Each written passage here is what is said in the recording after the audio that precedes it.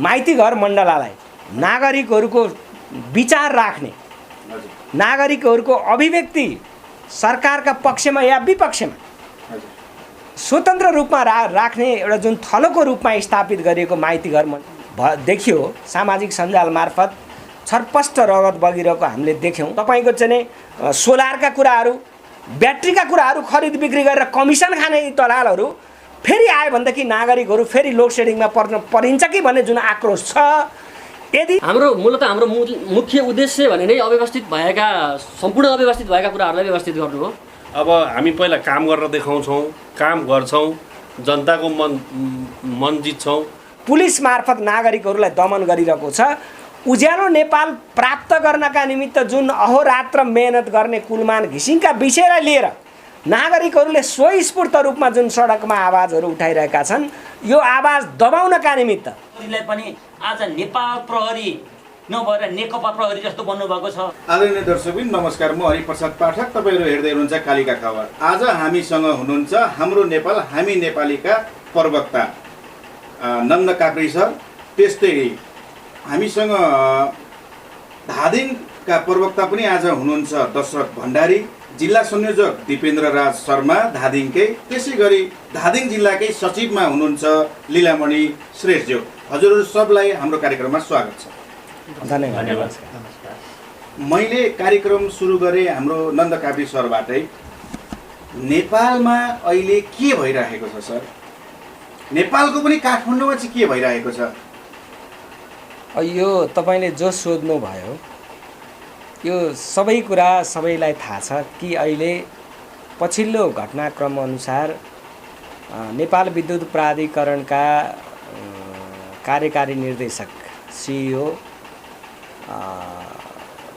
लाई आफ्नो कार्यकाल समाप्त भइसकेपछि, कुलमान घिसिङको आफ्नो कार्यकाल समाप्त भइसकेपछि अर्को कुनै अमुक सिइओ ल्याउने कुरालाई लिएर कुलमान घिसिङका कारणले उहाँले जुन दिनदेखि नेपाल विद्युत प्राधिकरणको सिइओको जिम्मेवारी सम्हाल्नुभयो, त्यसपछि विगत 23 वर्षदेखि लगातार रूपमा 18 घण्टासम्म लोड सेडिङ हुने जुन परम्परा नै थियो त्यसलाई चाहिँ उहाँले अन्त्य गरिदिनु भयो। त्यो कुलमान घिसिङको यो एउटा अभूतपूर्ण क्षमता, साहस, दृढता, इमान्दारिता, लगनशीलता लगायतका उहाँको जुन क्षमता थियो, जसका कारणले 18 चाहिँ घण्टासम्म दैनिक रूपमा गएको लोड सेडिङ अन्त भयो। अब कुलमान घिसिङ गइसकेपछि फेरि निरन्तर लोड सेडिङ हुन सक्छ भन्ने एउटा जनताको बुझाइ अहिले विशेष गरी देशैभरि, काठमाडौँमा मात्रै होइन देशैभरि कुलमान घिसिङलाई पुनर्नियुक्त गर्नुपर्छ। कुलमान घिसिङलाई आम नागरिकहरूले उज्यालो नेपालका अभियन्ता एउटा नायकको रूपमा जुन एउटा चाहिँ उपमा दिएर कुलमान घिसिङको पक्षमा जुन एउटा जनलहर सिर्जना भइरहेको छ, त्यही जनलहरको एउटा दरुवानमा तपाईँको अहिले काठमाडौँ लगायत देशैभरि आम नागरिकहरू, सर्वसाधारणहरू, विशेष गरी स्वतन्त्र नागरिकहरू जसले यो मुलुकलाई निरन्तरताको उज्यालो, यो मुलुकलाई निरन्तरताको एउटा चाहिँ ऊर्जा मार्फत हुने समृद्धिको यात्रा जसले महसुस गरिरहेका छन्, उहाँहरू अहिले सडकमा आइरहनु भएको छ। यही सडकमा आएको कारणले अहिले प्रहरी र आम नागरिकको बिचमा द्वन्द्व भइरहेछ, झडप भइरहेछ। यही त मैले यिनीहरू तपाईँलाई रोकेँ। जस्तै हिजो हामीहरू मिडियाकर्मीहरू पनि माइती घर मण्डलातिर गएका थियौँ। माइती घर मण्डलालाई चाहिँ अहिले निषेधित क्षेत्र घोषणा गरिएको अवस्था छ।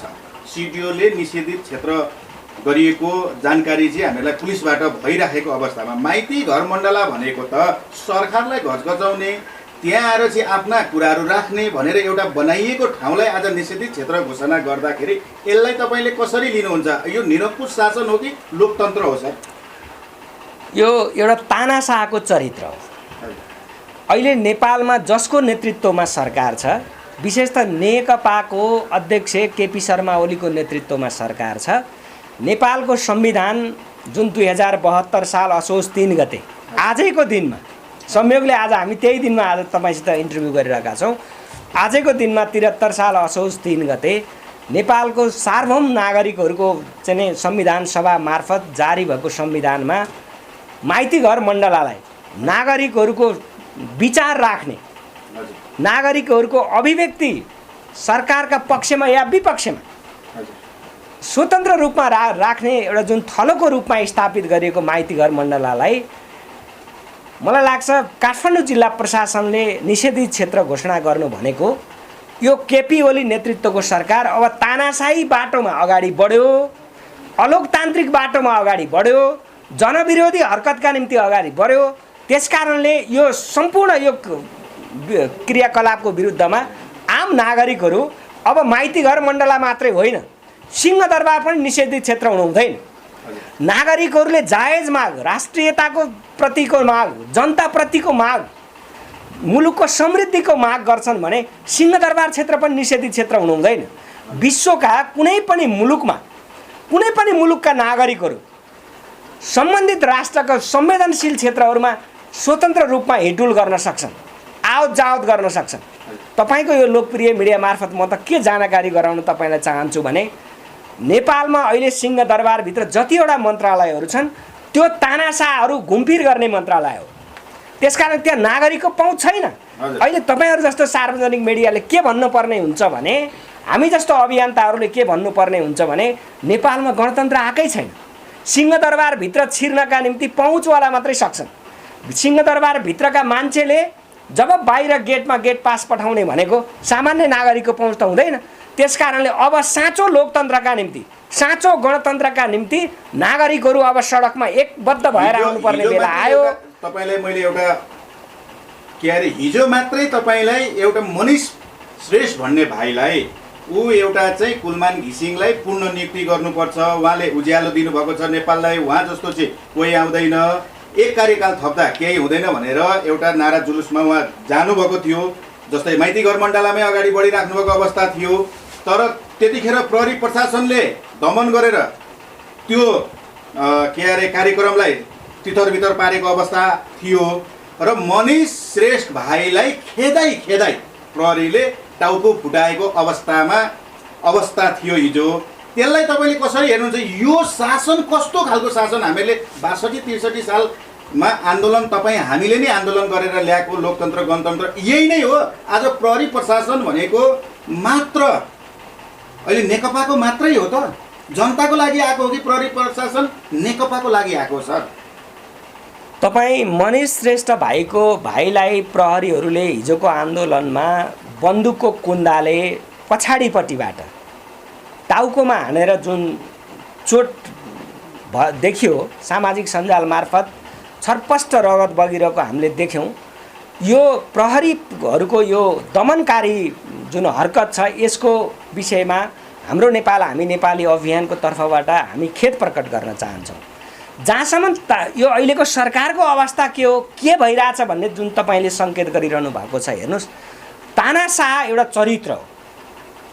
उसले जहिले पनि आफ्नो वरिपरिका आसेपासेहरूलाई, आफ्ना नातागोताहरूलाई, आफूले मान्नेहरूलाई नजिकमा राखेर विरोधीहरूलाई जहिले पनि परास्त गर्ने, कमजोर बनाउने, सफाया गर्ने, अझै धेरै पछाडिसम्म फर्केर हेर्ने भने सफाया नै गर्ने यो तानाशाहको चरित्र हो। यो चरित्रमा यो सरकार अगाडि बढिरहेको छ। हामीले 240 वर्षको जहानिया एउटा चाहिँ राज्य सत्ता जसलाई हामीले 240 वर्षको राज संस्था भन्थ्यौँ, त्यहाँभित्र एउटा तानाशाह हुर्क्यो भनेर त्यसलाई हामीले आन्दोलन मार्फत फाल्यौँ। अब फेरि अर्को तानाशाह अब नेपालमा सुरु भयो। यो हामीले हाम्रो अभियानको जुन बेलादेखि हामीले सुरु गऱ्यौँ यो तानाशाह चरित्रमा अगाडि बढिरहेको छ है, हामीले निरन्तर रूपमा भन्यौँ।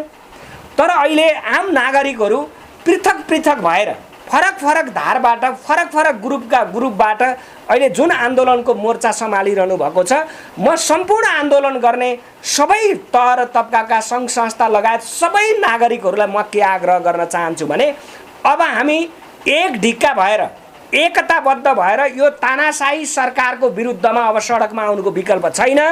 यदि हामी एक्लै गयौँ भने यसले यसरी नै जसरी तपाईँले भन्दै गरेको कुरालाई यी काटेर के मैले प्रश्न सोध्न चाहे भने यिनै जनताले चुनावमा चाहिँ भोट दिएर शासन गर्न पठाएको नेकपाको सरकारलाई कि तपाईँहरू चाहिँ एउटा राम्रो शासन दिनु, सुशासन दिनु, कुशासन नदिनुहोस्, हाम्रो देश समृद्ध बनाउनुहोस् भनेर उहाँहरूलाई पठाए। आज उहाँहरू त भ्रष्टाचारमै लिप्त हुनुहुन्छ, यावत कुरा तपाईँहरूलाई पनि थाहा छँदैछ। मैले भन्न खोजेको कुरा के भने 3.3 करोड जनताले चाहिँ कुलमान घिसिङलाई मन पराउँछन् भने किन नराख्ने, के कारण छ? यहाँ चाहिँ के साँच्चै नै इन्भाइटरहरू जस्ता ब्याट्रीहरू यी ठुला ठुला सामानहरू चाहिँ 3 वर्षदेखि ठन्केर राखेको चिजलाई निकाल्नको लागि चाहिँ यिनै कालाबजारी गर्ने चाहिँ ठुला ठुला माफियाहरूले चाहिँ सरकारलाई चाहिँ धेरै रकम दिएर कुलमानलाई चाहिँ ल्याउनै हुँदैन, अरू व्यक्तिलाई ल्यायो भने हामी फेरि पनि 18 घन्टा लोड सेडिङ गर्न चाहिँ सफल हुन्छौँ। त्यो आधारले चाहिँ अहिले जनतालाई दमन गरेको छ। म तपाईँलाई एउटा कुरा के जानकारी गराउँ भने कुलमान घिसिङ एउटा व्यक्ति हो, तर कुलमान घिसिङले आफ्नो कार्यकालमा जे काम गर्नुभयो त्यो जुन काम उहाँले कुशलतापूर्वक गर्नुभयो, नागरिकको हितमा गर्नुभयो, मुलुकको हितमा गर्नुभयो, विद्युत प्राधिकरणको हितमा गर्नुभयो, ऊर्जा क्षेत्रको तपाईँको हितमा गर्नुभयो, यो समग्र कुरा चाहिँ त्यो एउटा चरित्र हो, त्यो एउटा उहाँको लगनशीलता हो, त्यो उहाँको इमान्दारिता हो। यो इमान्दारिताप्रति आम नागरिकहरू जो कुलमानको पक्षमा आइरहनु भएको छ, म आम नागरिकप्रति अभियानको तर्फबाट हार्दिक कृतज्ञता व्यक्त गर्न चाहन्छु। जहाँसम्म कुलमान घिसिङलाई नै पुनर्नियुक्ति गर्न हुन्छ कि हुँदैन भन्ने कुरा पनि छ। हामी के भन्छौँ भने कुलमान घिसिङ निरन्तरताको विद्युत प्राधिकरणको सिइओ हुनुपर्छ भन्ने होइन, तर कुलमान घिसिङले जुन तरिकाले काम गर्नुभयो, जुन हैसियतमा काम गर्नुभयो, नेपाल विद्युत प्राधिकरणमा कुलमान घिसिङ आउनुभन्दा पहिला 34 अरब 40 करोड रुपियाँ तपाईँको घाटा थियो। उहाँले आफ्नो 4 वर्षे कार्यकालमा 34 अरब 40 करोड पनि ऋण चुक्ता गर्नुभयो, प्लस तपाईँको 11 अरब तपाईँको चाहिँ 60 करोड रुपियाँ मुनाफा पनि गर्नुभयो। निरन्तर 23 वर्षदेखि घाटामा गएको विद्युत प्राधिकरणलाई नाफामा लाने जुन काम गर्नुभयो, एउटा महत्त्वपूर्ण काम गर्नुभयो। अर्को कुरा, प्रत्येक महिनामा तपाईँको कर्मचारीहरूलाई तलब खुवाउन नसक्ने स्थिति बनेको विद्युत प्राधिकरणलाई उहाँले कर्मचारीलाई उपयुक्त समयमा तलब खुवाउने, उल्टो उहाँलाई कर्मचारीहरूलाई प्रोत्साहन भत्ताको व्यवस्था पनि गर्ने, यो जुन काम गर्नुभयो यो दोस्रो उपलब्धि थियो उहाँको कार्यकालमा। तेस्रो उपलब्धि भनेको अब नेपालमा अब निरन्तर यही तरिकाले तपाईँको चाहिँ विद्युत प्राधिकरणले काम गर्दै जाने हो भनेदेखि अबको आउँदो 1 वर्षमा नेपाल ऊर्जा क्षेत्रमा आत्मनिर्भर हुँदै थियो। यो तेस्रो उहाँको ठुलो सफलता हो। चौथो सफलता भने चाहिँ देशभरिका नागरिकहरूलाई ऊर्जा क्षेत्रमा पनि यत्रो ठुलो फड्को मार्न सकिने रहेछ। निरन्तर तपाईँको प्रत्येक दिन 18 घन्टा लोड सेडिङ गरेको कामलाई उहाँले आफू आएको धन्दै 4-5 महिनाभित्रैमा तपाईँको लोड सेडिङ अन्त गर्नुभयो। यति महान काम गर्ने कुलमान घिसिङ जस्ता मान्छेहरू यदि कोही छन् भने अर्को मान्छे आउँदा फरक पर्दैन, तर अहिले समग्रमा हेर्दाखेरि अहिलेको सरकारको मातहतमा रहेका मान्छेहरूको अनुहारहरू जो सामाजिक सञ्जालमा आइरहेका छन्, यी सबै दलालहरू हुन्।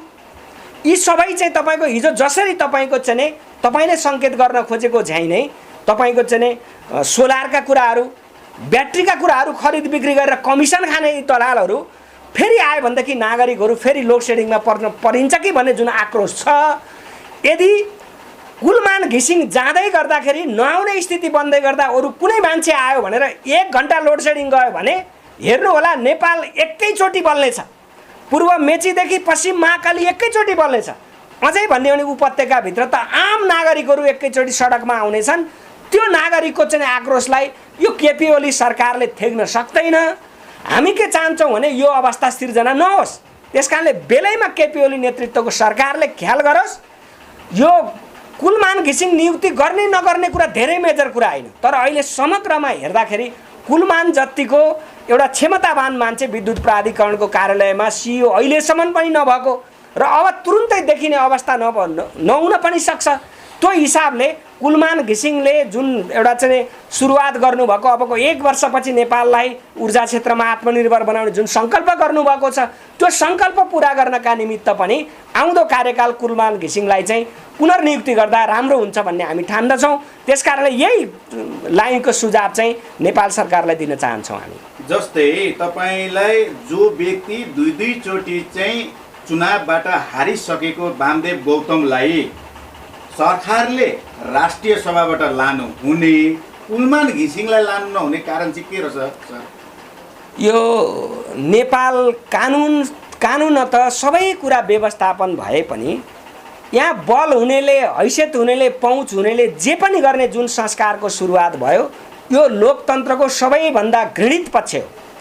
अहिले नेकपाको नेतृत्वको सरकारले लोकतन्त्रको उपहास हुने गरी जुन हरुवाहरूलाई तपाईको चाहिँ मन्त्री बनाउने, राष्ट्रिय सभाको सांसद बनाउने जुन काम गरिरहेका छन्, यिनीहरूले जनताको अभिमतको अपमान गरेका छन्। आउँदा चुनावहरूमा नागरिकहरूले पक्कै यसको लेखाजोखा गर्ने नै छन्।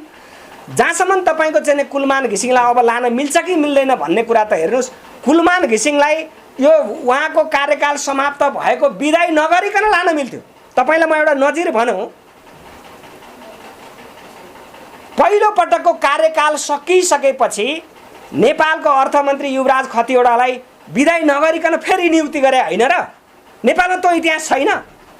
ल उहाँको सबै कार्यकाल सिद्धिसकेपछि उहाँलाई लानै नमिल्ने अवस्था आइसकेपछि फेरि अर्थमन्त्रीबाट बिदाई भएपछि फेरि छाया अर्थमन्त्रीको रूपमा ल्याउन चाहिँ मिल्ने, कुलमान घिसिङलाई नमिल्ने भन्ने कुरै हुँदैन। यो सरकार तानाशाही चरित्र बोकेको सरकार भएका कारणले राम्रा काम गर्ने, प्रगतिशील काम गर्ने, अग्रगामी काम गर्ने, मुलुक निर्माण गर्नुपर्छ भन्ने मान्छेहरूलाई जहिले पनि पाखा लगाएर आफ्नै आशे पासे नाता गोता इष्ट मित्रहरूको एउटा घेराबाट एउटा तानासा जुन सञ्चालन गर्न कोसिस गरिँदैछ, यो अत्यन्तै खेदजनक कुरा हो।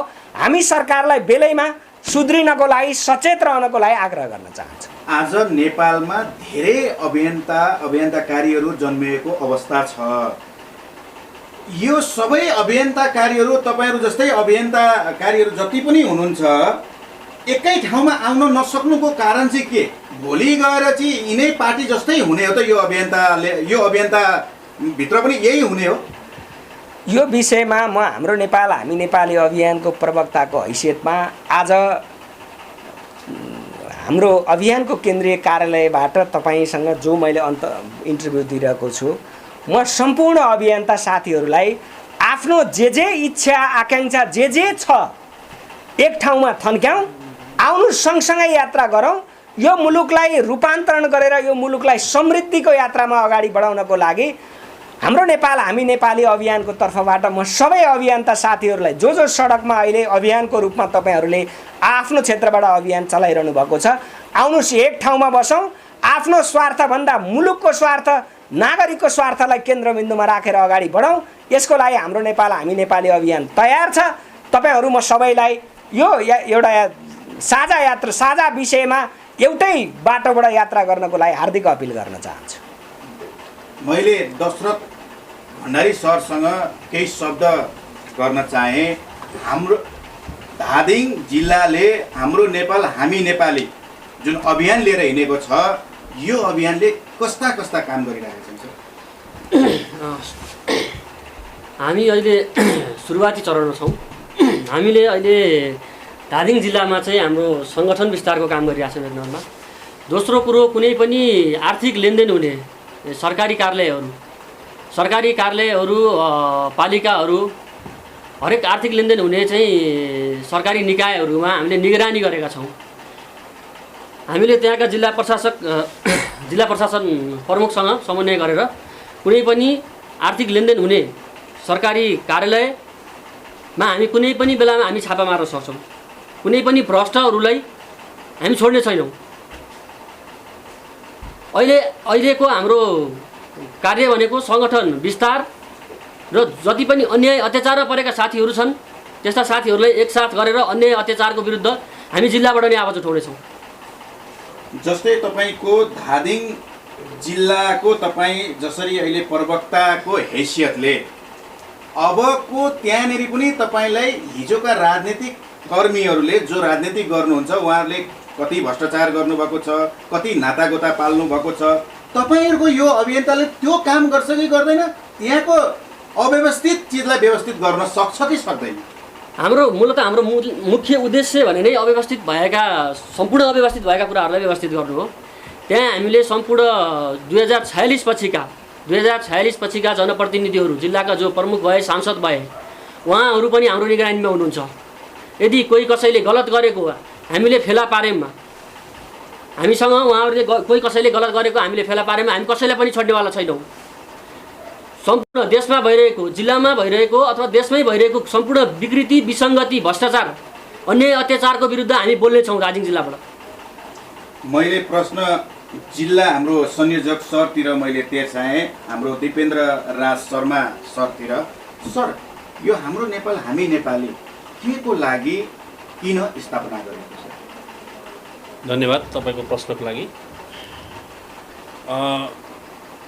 मुख्यतः हाम्रो धादिङ जिल्लामा भ्रष्टाचार धादिङ जिल्लामा मात्रै होइन, भ्रष्टाचारको ज्वरो नेपालभरि नै गाडेको छ र हामी जिल्लावासीको हैसियतले, हामी त्यहीको स्थानीयवासीको हैसियतले हामीले पनि हाम्रो जिल्लाको लागि अभियान मार्फत विभिन्न राजनीतिक दलका नेतादेखि लिएर कर्मचारीदेखि लिएर सबैलाई हामीले चाहिँ सजग गराउन सक्छौँ।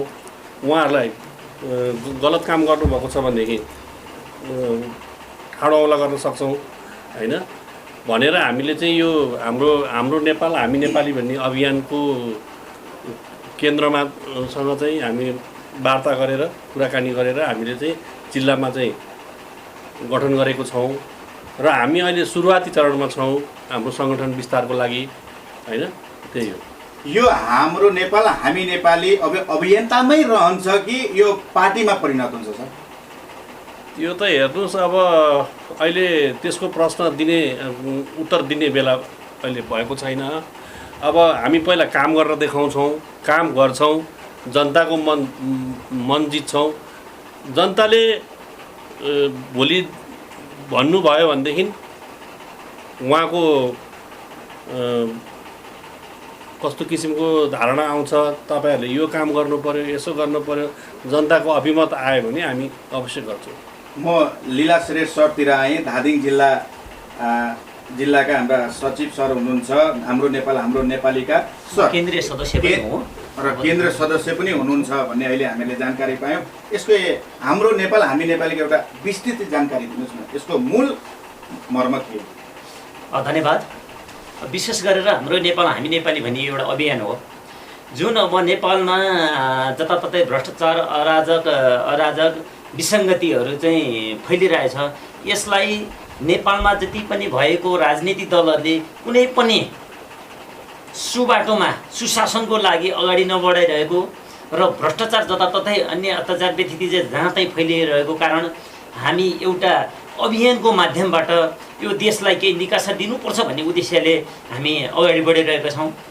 त्यसै तपाईँलाई जस्तै हिजो माओवादीले पनि यस्तै कुराहरू गरेर आएका हुन्, यस्तै छलकपट गरेर आज देश चाहिँ तपाईँलाई 17,000 मान्छे मारेर जनजाति आदिवासी यिनै कुरा जातभात दुनियाँ धर्मनिरपेक्षका कुरा ल्याए, के ल्याए। आज उनीहरूले नै देश लुटेर खाइराखेका छन्। आज जनता त के हो, एउटा भेडा बाख्रा हो जस्तो सोचिरहेका छन्। तपाईँहरूको यो अभियानले पनि भोलि गएर त त्यही नै गर्ने हो कि?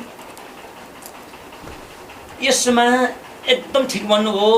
हिजो जति पनि राजनीतिक दलहरू चाहिँ जनतालाई सुशासन दिन्छु भन्ने नाममा कैयौँ अब यहाँले नै भन्नुभयो देशमा 17,000 व्यक्तिहरूले चाहिँ आफ्नो जीवन गुमाउनु पर्यो र उहाँहरूले जति पनि अहिले हेर्दा नेतृत्व वर्गमा जुन उद्देश्य साथ नेताहरूले लिनुभयो तर बिल्कुलै त्यसको विपरीत जनताहरूलाई दुःख दिने मात्रै भयो भने उहाँहरूले जसले नेतृत्व गरेर जानुभयो आज उहाँहरू आफ्नो व्यक्तिगत स्वार्थको लागि भन्दा बाहिर बिल्कुलै केही फरक देखेनन्।